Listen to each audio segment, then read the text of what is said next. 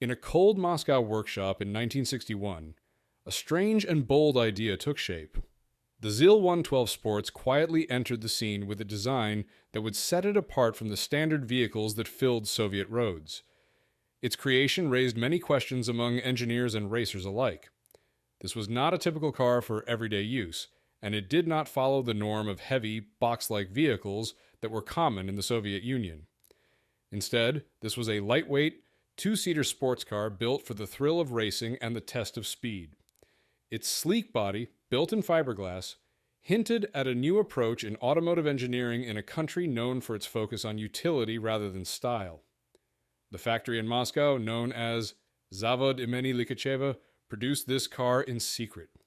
Behind its unassuming appearance lay innovations that would eventually break records on racetracks and introduce advanced features to Soviet automobiles. The history of the ZIL-112 Sports begins with a tradition steeped in the heavy industry of the Soviet Union. Zavod imeni Likacheva, the manufacturing facility in Moscow, was known for its production of large limousines and trucks used by high-ranking officials. For decades, the factory had built vehicles that were practical and sturdy, designed to endure harsh conditions and serve government needs.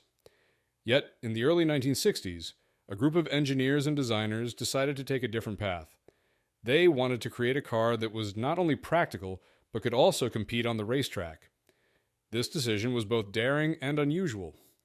In a time when the nation's resources were focused on military and industrial production, the birth of a sports car signified a brief yet significant detour from the norm.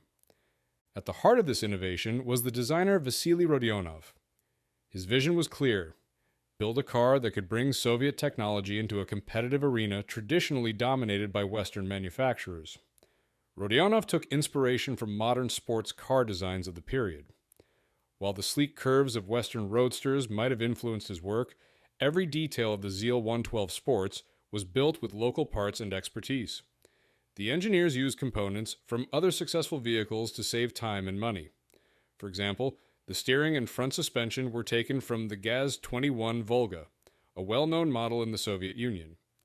By reusing these parts, the designers could focus on developing the unique characteristics of their new sports car. A key part of the car was its engine. The ZIL-112 Sports came with two different engine options. The first option was a 6.0-liter V8 engine that produced 230 horsepower. The second option was a larger 7.0-liter V8 engine that produced 270 horsepower. Both of these engines were developed from the engine used in the ZS-110 limousine. The idea was to combine the raw power of a limousine engine with the light body and agile design of a sports car. The engine's design allowed the car to reach impressive speeds, and its performance was competitive on paper.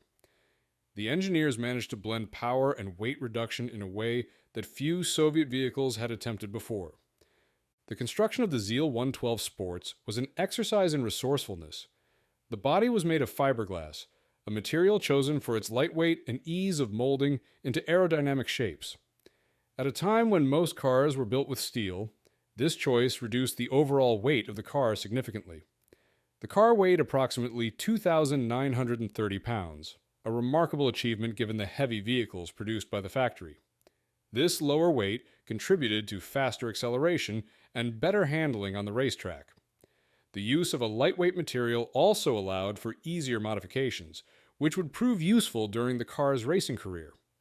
Suspension played a critical role in the car's performance, especially on the uneven and often unpredictable racetracks of the Soviet Union. The front suspension, taken from the GAZ-21 Volga, provided a stable and predictable ride. For the rear, the engineers chose a de Dion suspension design. This design used triangular levers to connect the rear axle to the car's frame, improving the vehicle's grip and handling. The combination of front and rear suspension systems allowed the ZIL-112 Sports to maintain stability at high speeds, even though its construction was not as refined as that of its Western counterparts. Braking systems were another area where the ZIL-112 Sports broke new ground. It was one of the first cars in the Soviet Union to use disc brakes on all four wheels. Disc brakes provide more consistent stopping power compared to drum brakes, which were common at the time. In addition, the car featured a controlled slip differential, a system that helps maintain traction by preventing the wheels from spinning when power is applied unevenly. This feature was especially important in racing conditions, where a loss of grip could lead to dangerous situations on the track. Radial ply tires, which also contributed to improved handling, were another modern component that set the car apart from most domestic vehicles. In the racing world, every fraction of a second counted, and the ZIL-112 Sports made its mark on Soviet racetracks. The car competed from 1961 to 1969, a period during which it set 5 all-union records. Its performance on the track was notable because it combined advanced technology with a design that prioritized speed and agility. In a time when most Soviet vehicles were built for durability rather than performance, the ZIL-112 Sports represented a brief moment of experimentation and progress in automotive design. One of the most significant achievements of the ZIL-112 Sports came through the efforts of its driver, Gennady Zharkov. Zharkov was a talented pilot who saw the potential of the car and pushed it to its limits. In 1964 and again in 1965, he won the Soviet Union Championship with the car. His victories brought the car recognition and highlighted the success of the innovative design. The records set during these years became a point of pride for the small team of engineers and drivers who had worked on the project. They demonstrated that even in an environment focused on heavy industry and military might, there was room for speed and sport. Beyond the standard racetracks, the ZIL-112 Sports also faced challenges in attempts at setting land speed records. In 1962, one of the two cars was rebuilt with a more aerodynamic body to take on this challenge. The modified version was taken to the Baskunchak Salt Lake, a location known for its flat, expansive surface that was ideal for high-speed runs. Unfortunately, the weather on that day was poor. Wet conditions on the salt flats limited the car's ability to reach its full potential. Although the record attempt did not succeed, the exercise provided valuable data and demonstrated the versatility of the car's design. The modified version of the vehicle is often referred to as a special variant of the ZIL-112 Sports, created specifically for land speed challenges. Despite the setbacks, the effort showed the determination of the team to push the boundaries of what was possible. Every detail of the ZIL-112 Sports was carefully planned to balance power, weight, and handling. The car's engine configurations allowed for different levels of performance. With the 6.0-liter engine, the vehicle was capable of reaching speeds that were competitive for its time. When equipped with the 7.0-liter engine, the car had even more power, giving it a slight edge in speed and acceleration.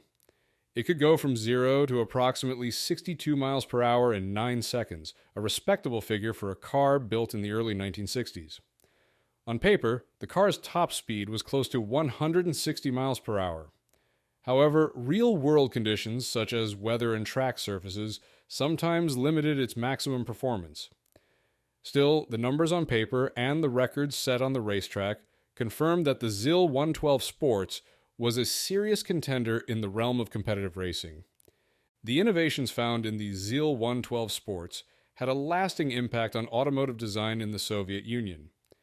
Many of the features that were new at the time, such as the limited slip differential and disc brakes on all wheels, would eventually become standard in later vehicles. Although the sports car project did not lead to a mass production of racing models, it did serve as a proving ground for ideas that could be refined in future designs.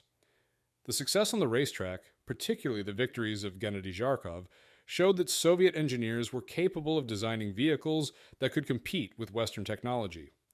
Even though the project was short-lived, its influence could be seen in later models that attempted to combine performance with practicality. After its active racing career, the fate of the two ZIL-112 Sports became a part of its enduring legacy. One car found its way to the Riga Motor Museum in Latvia, where it sits as a reminder of a bold experiment in automotive design. The other car was acquired by a private collector in Sweden, ensuring that the vehicle would be preserved for future generations. These two surviving examples are more than just relics. They are physical representations of a time when Soviet engineers dared to explore new ideas. Their preservation has allowed automotive enthusiasts around the world to study the car's design and appreciate the engineering that went into its creation. Despite all its advanced features, the ZIL-112 Sports was not without its challenges. The decision to develop a sports car in an environment dominated by practical and utilitarian design meant that the project often had to contend with limitations in technology and resources. The car's body, although lightweight, was not as refined as those of some Western competitors. Its handling, while improved by the innovative suspension and braking systems, could sometimes be unpredictable on less than perfect tracks. Weather conditions also played a significant role in its performance. The modified version built for the land speed record attempt on the Baskunchak Salt Lake, for instance, was hampered by wet conditions that prevented it from reaching the full potential of its design. These challenges, while significant, did not overshadow the technical achievements of the car. Rather, they added to the complexity of its history and the story of its development.